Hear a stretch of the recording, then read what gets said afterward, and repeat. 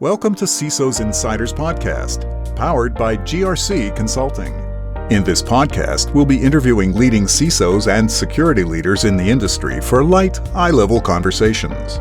Here, they share advice and tips, talk about their biggest accomplishments and failures, favorite drinks, key influencers, and much more. We encourage you to walk away with at least one insight that will help you better yourself or your business. Thank you for joining us, and we hope you enjoyed today's episode. For more content, please check us out on social media. And welcome, everybody. Today I'm speaking with Noam Broash. Noam is the Chief Information Security Officer of a company called Seeking Alpha. He's actually the Director of IT and Security. And looking back at your bio, Noam, I see that you've graduated from a variety of IT-related positions, starting all the way, back to 2006, starting as a system administrator, occupying all kinds of IT positions, such as the IT system manager, system administrator in a variety of companies. I think we got acquainted back in 2015 when we started working together. You at the time you were working at a company in the travel industry, heavily focused on the project was heavily focused on around compliance, PCI, if I remember correctly. And I see that from that point on, you transitioned into the cybersecurity and compliance space. But if you could step in and introduce yourself for our listeners, that would be great. Sure. First of all, glad to be here. I did start as a system and network administrator back in 2006. But security was always part of my role, whether it was firewalls or anything, part of the job. It's something that was always there. We always dealt with it. I come mainly from corporations, big corporations. I had my fair share of being in startups, but I mostly come from big organizations. And we did indeed meet in 2015. I worked for a company that was PCI DSS certified, and we worked closely with GRC on a weekly basis, I must say, to get the certification every year. Good times. And I transitioned from, actually that specific company was purchased as part of a merger into a bigger company. We became really big. And in that organization, I finally stepped in as a CISO to the request of management. That's, I think, in a nutshell, that's what it is. Yeah. Great. And you're based out of Israel, right? Yep. Based out of Israel. Previous organization, again, travel industry, used to fly all the time, every week. You get sick of it, but when you get used to it, you miss it too. It's kind of, I'm flying too much. And then, I miss flying. So it's yeah. Israel. Mm-hmm. Great. And now that we've got that out of the way, maybe I can ask you a couple of icebreaker questions here that I tend to ask. If you could share about your marital status and your favorite drink, that would be great. Oh, sure. I'm married. Plus two boys, 3 and 6, fighting all the time. And all the time. It's amazing. And my favorite drink is coffee. But if we're talking about alcohol, it would be beer. But I would say it's mostly coffee. I grew up in a family that owned many coffee shops and restaurants, so I was exposed to coffee very early, and that's kind of stuck, But yeah, coffee, definitely. Got it. Okay. Interesting. Let's dive right in. And I think we've spoken about it, but the focus of the podcast is not specifically about your company or even about the industry or trends. It's mostly around you and your journey and what you had to endure in order to become a CISO, basically. So my goal is basically to put you on the spotlight, give you the stage, so to speak, to introduce yourself and provide as many experience sharing as possible. So let's dive right in. If there's one thing you wish you'd known before you begin your career, what would that be? I would definitely want someone to tell me how big and vast the market is. I mean, when I started, I was very narrow-minded where I wanted to go. I knew exactly what I wanted, but I think a lot of newbies in the industry feel the urge to focus on a very specific path instead of looking at the big picture, because the market is so big. It's enough to just put your foot in the door somewhere and you get in. Eventually, you're going to get where you want to. So, no despair. Experience. I know sometimes it's a must, but if you just put yourself, if you start as a knock or as a SOC or as a help desk or as a QA, you can always grow from there and get where you want. Yeah, and I've been having a lot of conversation about it, and I've been reading a lot of threads. People that want to join the industry usually struggle with what they want to do first. Like how can they, insert themselves into the cybersecurity and compliance space? What to do first? What first position to take on? And a lot of people will tell something like, yeah, you need to know how to code, or others would say go be a SOC analyst. In your opinion, what's the best way to again, I don't know if there's a best way, but what would your advice be here? I support multi-talent kind of people. Everywhere I had people working for me, under me, colleagues, whatever, they're always jack of all trades. So as far as what I'm thinking, I think you should definitely start with something like systems or networking. I think it's going to help greatly wherever you go. But I don't think, like you said, there's nothing, there's not one path to take. You can start as a help desk, or again, SOC, knock, whatever, coding. I think that you're going to find your way eventually. But I do highly advise to start somewhere which is a bit different in cybersecurity, so you get more experience. And you can definitely use this to your advantage when you move on into the cybersecurity. So again, personally, I would say, again, systems networking, because it goes hand in hand. It's something that definitely DevOps even, those things they go hand in hand with cybersecurity when you're done. So that would be my be my suggestion there. Okay, great. If you could, peg or name like one big failure that you had, what was that, and what did you learn from it? I have one that really affected me in my career, and that's the fact that I was running after the money. I was working I had a really good job in a really good organization, 3,000, 4,000 people, American company, kind of a golden cage in a way, a really, really good organization. And after a few years, I think 4 years or so, I was approached by headhunters, and they offered me a lot more money than I was making. And then, hence the golden cage, I found out that I'm actually worth so much more outside.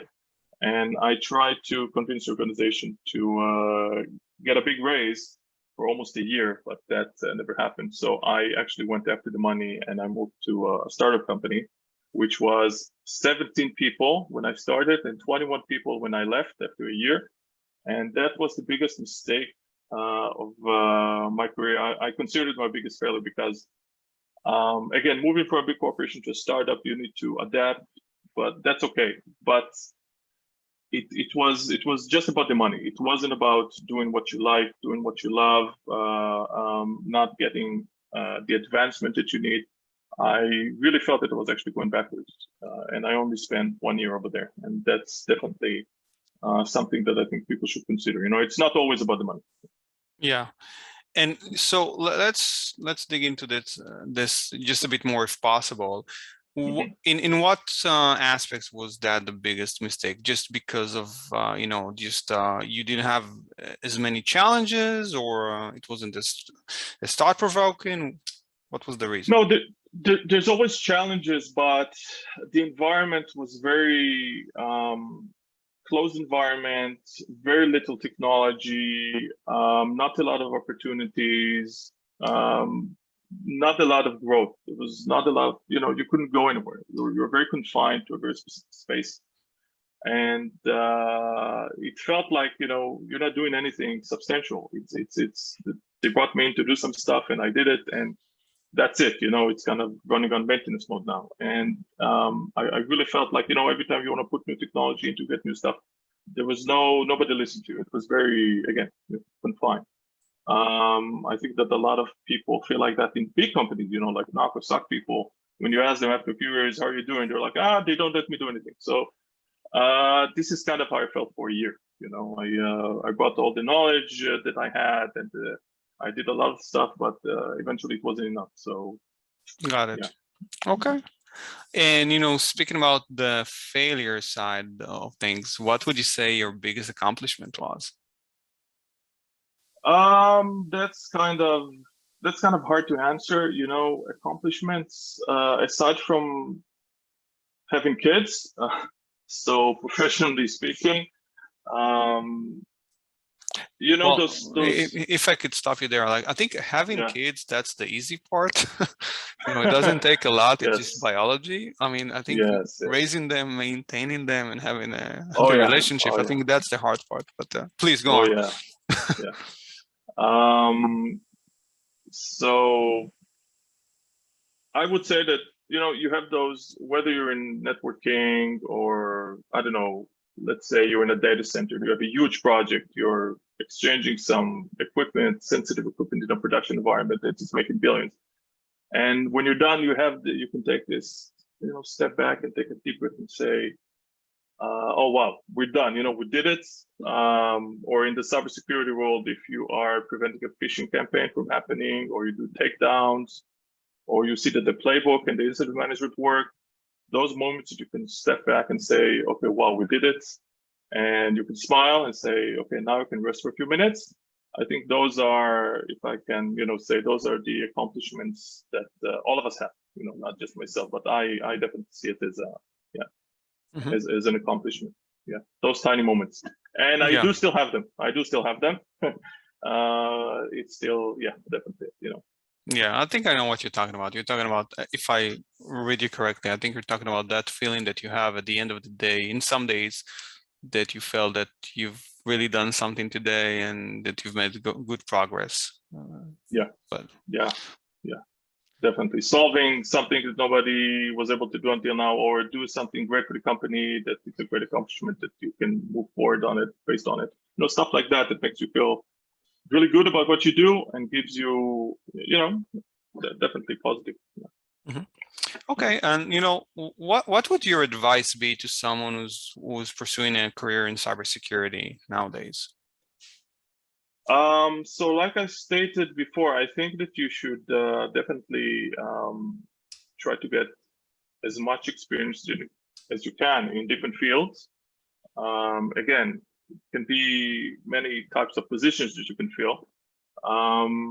It would very beneficial, very helpful when you move forward to be able to use that experience that you have, whether it's hands-on, again, as a DevOps engineer or a networking guy.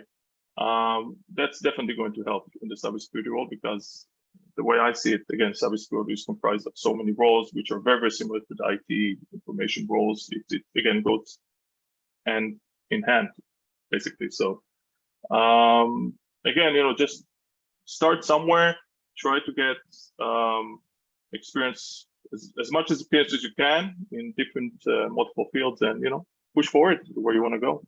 Again, I think that I've known a lot of newbies that, exactly like you said before, they don't know what to do, they don't know how, and I just get in there. It doesn't have to be exactly what you want. It could be something a bit different, but eventually, if you follow, your dream and whatever you want to do, eventually you will get it. It is, you will get it. Yeah, I just want to spend 2 more minutes on this topic, because I've had these conversations with a lot of people in the past, since I founded the company, and even before that. A lot of people that we hired at some point, they transitioned, they moved to other roles, and my advice to them was always very similar to yours. It was basically along the lines of, look, experience as much as you can, try to learn as many domains and realms as you can, because once you get into the seat of a CISO, you need to have as broad of a foundation as possible, because otherwise, let's say you do land a CISO, but you're missing like a core, element of education, let's say just, SDLC or even IT or DevOps. you'd find it hard to have like meaningful and engaging conversations with your peers, and then you might not be as professional as you could be. And I think one of the reasons, not reasons, one of the problems that some people have these days is that, they tend to focus on like a specific silo, and then they miss like the broader spectrum of things, and that would actually prevent you from becoming a successful CISO. That's just, my opinion. I completely agree. I don't know if we should bring this up, but maybe it's kind of, you say people today, but I would go ahead and actually say young people today, the young generation today, they kind of focus on very specific things, and they expect to get, as quickly as they can with the highest salaries where they want to go. But I think they forget, like you said, the broad spectrum of things that they need to bring into the role, which is touching every spot, like you said, in SDLC in production, or they need to do to be able to do the SOC things. They need to be able to touch the firewalls. They need to be, so yeah, definitely a broad spectrum of things. Completely, yeah. I agree. Yeah. Maturity comes with time and experience, right? Oh yeah. So, and you've been in a CISO/IT roles for probably more than almost 2 decades now, like a decade and a half. What would you say, like, how do you feel about the role of a CISO that's actually a part of the IT organization? Sorry. I think it's an integral part of IT. I think CISOs should have experience in IT, and again, it goes together. In many companies, a lot of big companies or enterprises, they like to separate the CISO role and let the CISO sit in HQ somewhere and write, devise on policies, processes, procedures, that kind of stuff. I think that CISOs should spend some time with the grunts in the field, and not just devise on policies and procedures. I think the CISO should also be experienced with hands-on stuff and technical a bit to understand again how it works. It has to be part of IT, but I do have. I think that CISOs should be independent in a way. They should have their own independence, because in many companies, those CISOs, they either answer to the CIOs or the CFOs or the CTOs, and you get a lot of conflicts when you do that. I myself, currently, I'm actually reporting to a CTO, but I have a full autonomy on what I'm doing. But I think if it's possible for companies, I think that CISOs should be independent, and but still, they should be part of IT. There's a direct connection with IT. All the policies, all the procedures I was talking about that the CISOs are creating, IT is the ones that's going to follow them, mostly. Funding, or it's the symbiotic relations kind of, funding is being shared usually from the CISOs and IT. It goes together, even R&D. So it should definitely be an integral part and connection of IT. Mm-hmm. Yeah. But how do you think organizations are going to go about in solving that potential conflict of interest of, you being under IT, but also maintaining independence? So independence is something you need to struggle and strive for. It's something that should be, again, I don't see it in many companies, because I think it's companies only slowly now understanding that CISOs should be independent. It's something, because CISOs are always reporting to CIOs and CTOs and CFOs. It's always, I don't think I've met lately anyone that was actually reporting to the CEO. It always goes to someone else. But I definitely think that those CISOs should be reporting to the CEO directly and should have their own independence and to do those things. I think that's going to solve a lot of the conflict that we see when CIOs or CFOs or CTOs are pushing the CISO to do something that they want for their benefits. So that's why I think that those issues should be completely independent, reporting to the CEO. Yeah. Got it. Okay. Anything along, so, in being in the security space, in the information security or cyberspace, you need to, the environment is constantly changing. You need to keep learning and honing your skills. Do you have any suggestions about the best resources that have helped you along the way? Yeah, definitely. When I was young, I used to create those virtual environments or physical environments that were mimicking the real environments. Those were my virtual labs. This is where I tested things. I integrated new technologies and I saw how everything is working. Then when I was moving to other companies and I was exposed to more production environments, I saw that those are actually called staging and next environments. And those are the playgrounds where you test everything.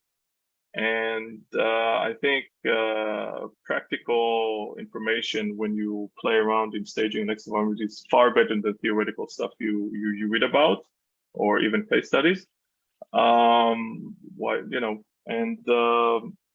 As things moved on, I actually in the travel industry when I started working in the specific company that we worked together.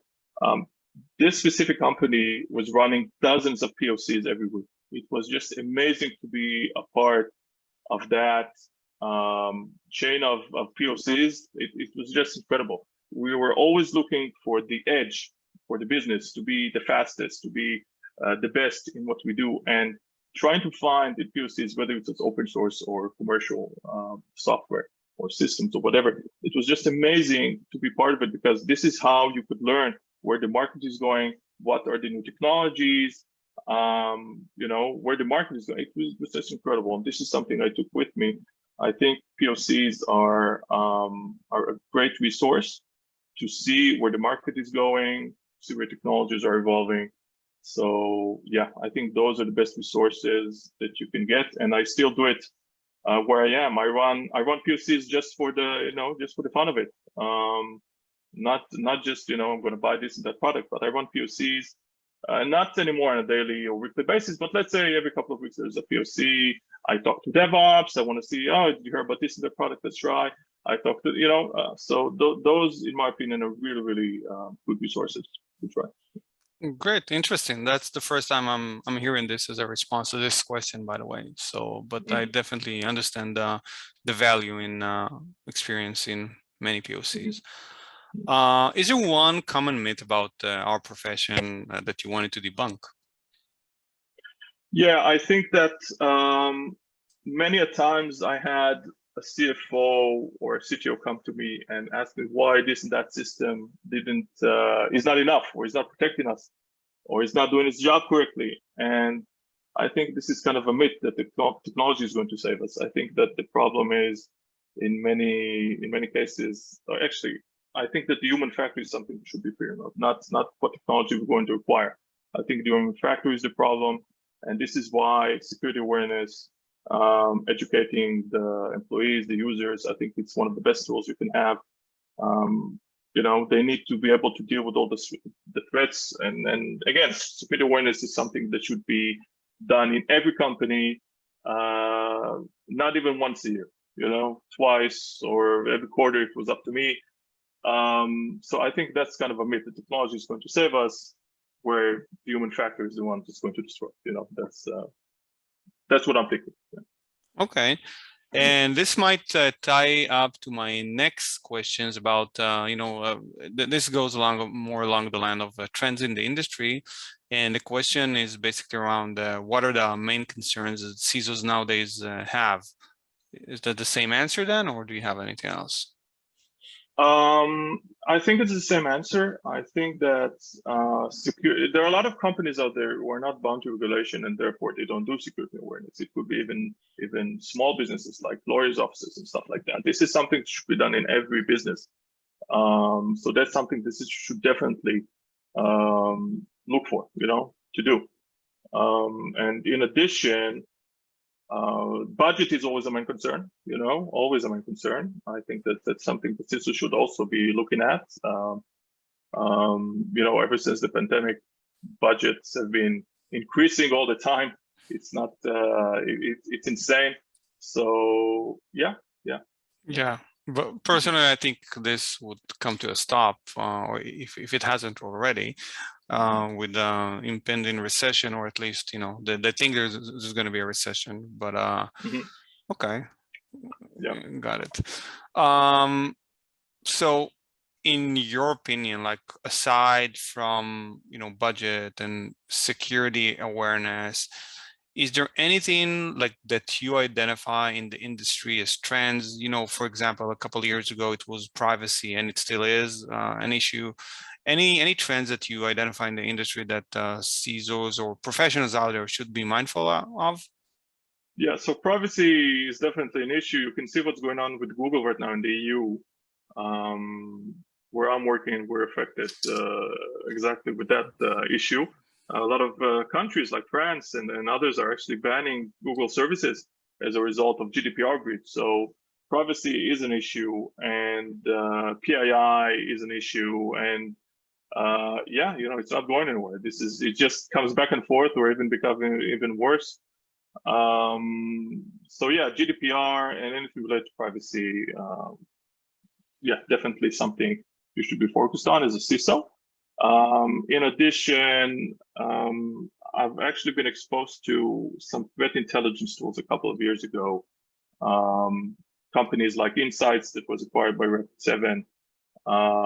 There are others, of course, but I think threat intelligence is a really useful tool. It kind of opens a portal to the unseen world of darknet and dark web. I think it's really a tool that can be used in every company. I think every CISO should know about this and use it if possible.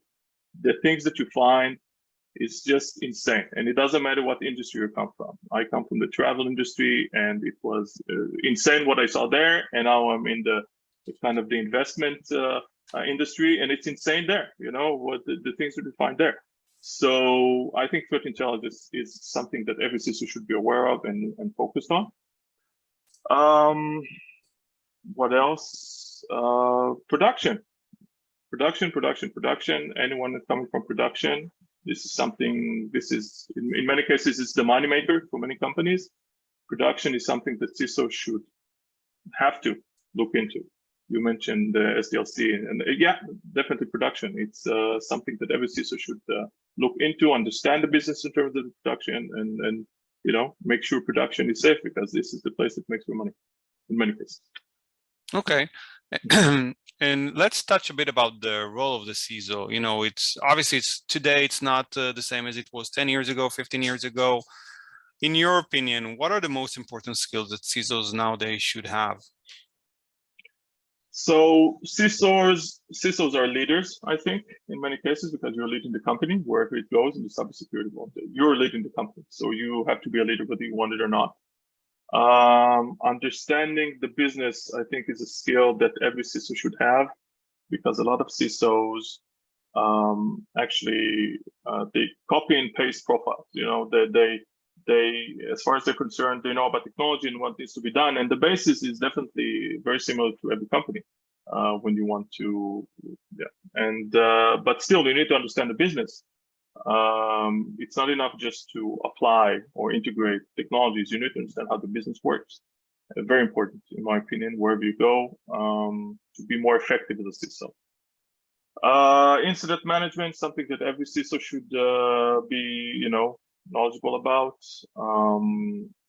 And another important topic for me is all the stuff that GRC does, for example, all the regulation and governance and compliance. I think that this is not just a niche for data protection officers and risk assessment departments. This is something that CISO should be knowledgeable of. All the regulation and the compliance, CISO should be definitely part of that. Being able to communicate, communicative CISOs, you need to be able to talk to all the executives and the employees and the users, something that you need to do it, again, as a leader. You need to be political because of all the conflicts that we stated before. People don't like it, I didn't like it, but you have to do that. That's otherwise you're not going to get anywhere, especially in big organizations. You have to be political. I think that CISOs, I've mentioned it before, should be a bit technical with some hands-on experience. I think CISO should be versatile and adaptable to all the changes. And I think that's it. I think that's plenty. Yeah, that's plenty. Yeah.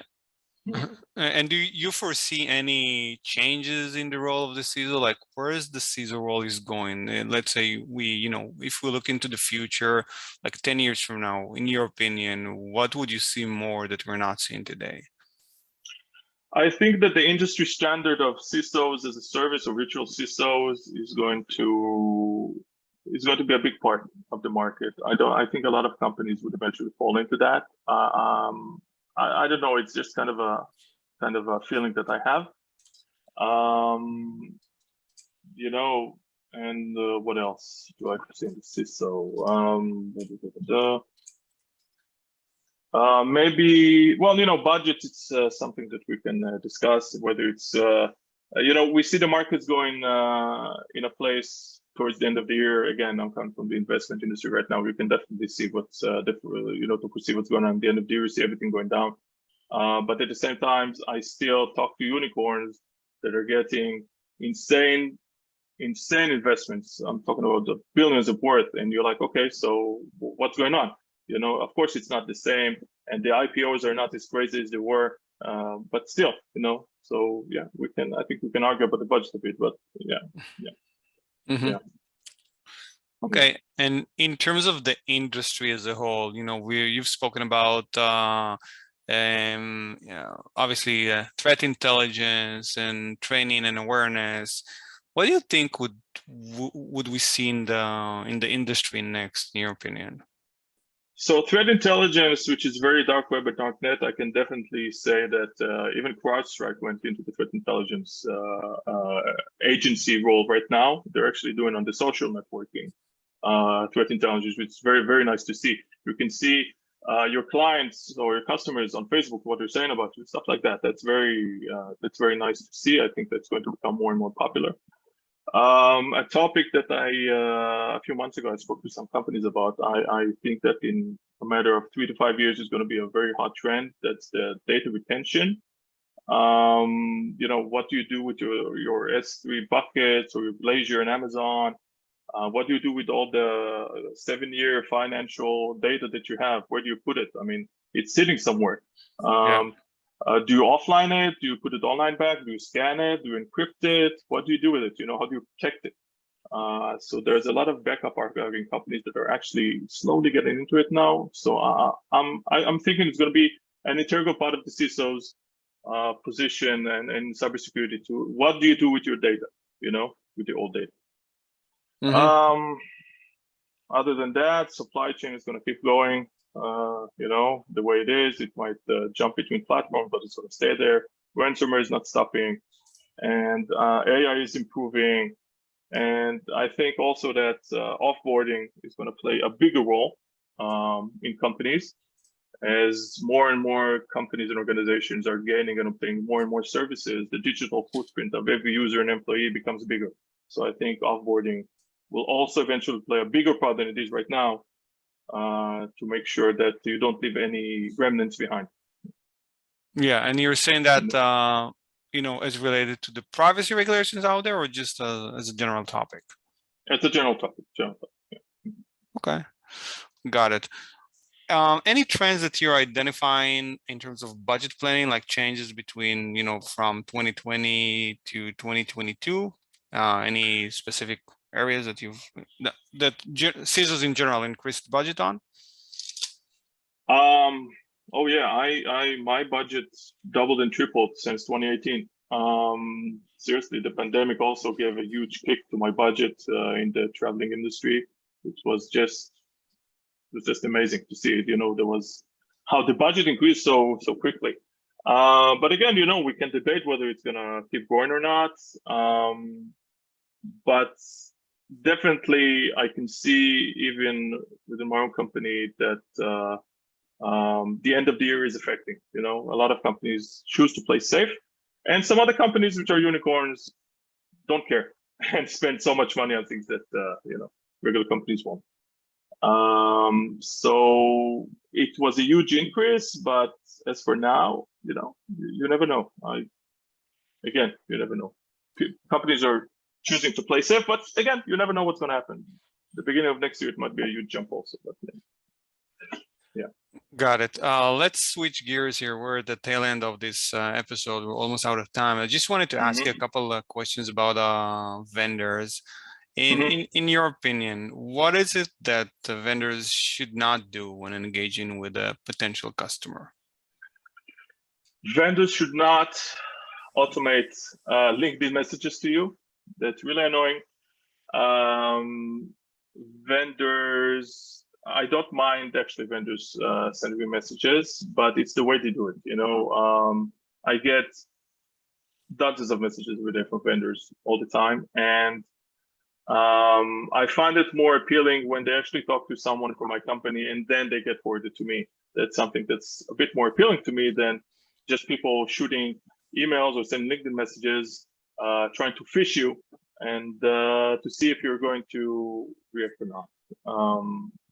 So yeah, I would definitely say talk to someone that knows someone, and it's going to be more appealing than just bombarding messages and hoping to get something as a salesperson, Mm-hmm. Yeah. Mm-hmm. Okay. What is it that you are looking for in a vendor then? Two things. Availability, which is something I ask for my own people. I expect the vendor to be available to me whenever I need him. I've had it many times before that the vendor was not available because it was just a reseller, and that's something that I'm not looking for. I want the vendor to be there for me as a customer. And the second thing is I want the vendor to be professional about and to be able to support the products that they're offering. Again, many times I've had a vendor stop supporting a specific product that I purchased for $500,000, and then I have to go and find someone else. So it's definitely availability and professionalism or support. Okay, great. And just before our last question here, what did you have any other people or mentors that you look up to that you wanted to name drop here, or anything in particular? Yeah, I've always been a mentor. I don't think I should name drop, but I can definitely say that I had a couple which were completely different from each other. I had a head of production, which was, you actually knew him, which was the smartest person I've ever met in my life. He had the ability of sitting in a room completely quiet and ask all the correct questions, even if he was not very fluent in this specific field, which was a good example. And on the other end of the stick, also a person that you know, by the way, was the other character of the person that's, when he comes into the room, he's very loud and everybody knows he's there. And he's shoving people politically and doing whatever he can in order to get the result that he wants. And very political and a great delivery person. Like you could deliver anything. So those are the two ends of the stick or the ledger, whatever you want to call it. Those are my examples. I learned a lot from both of them. Okay, yeah. I think I know one of the persons that you're talking about. You know the both of them. One of them you know better, but yeah, you know. Both. Okay. So how can vendors and listeners connect with you in a non-intrusive manner? I'm always available through email and LinkedIn. Okay, if you're nice enough or you have a really nice speech, which sometimes happen. Somebody sent me the other day a video, like with a personal message. It was a pitch, but it was very nice, you know. So be innovative with the messages, and I might actually reply. But I actually reply to everyone, even if I'm not interested. I'm always replying to vendors, even if I don't like them. It's like, oh, thank you very much. I'm not interested. Yeah, but it takes time. Yeah. Yeah, that's what I'm saying. That's nice of you. Yeah. I don't have the time. Great. So one final question before we wrap this up. If money was never an issue, what would you do with your life? Would you do anything different? Oh yeah, I'm an ex-national champion when it comes to the shooting sports. I would definitely take a year off and go do that, sport shooting for a whole year, traveling and going to competitions and matches globally. That's kind of my passion, but the problem is, first of all, it's very expensive, and second, it's not something you can live from. It's kind of a survival mode. It's people pay you to do what you do, but you're not. But I would definitely take a break and do that if I had the money. That's something that, yeah, that's my passion. Nice. Okay, great. Thank you. And thank you again, Noam, for taking the time and, jumping on the podcast. I know it's pretty late for you right now, back in Israel. So thanks. I enjoyed our talk, learned a lot, Me too. and looking forward to seeing you again in the near future. Thanks. Thank you, Ben. Thank you.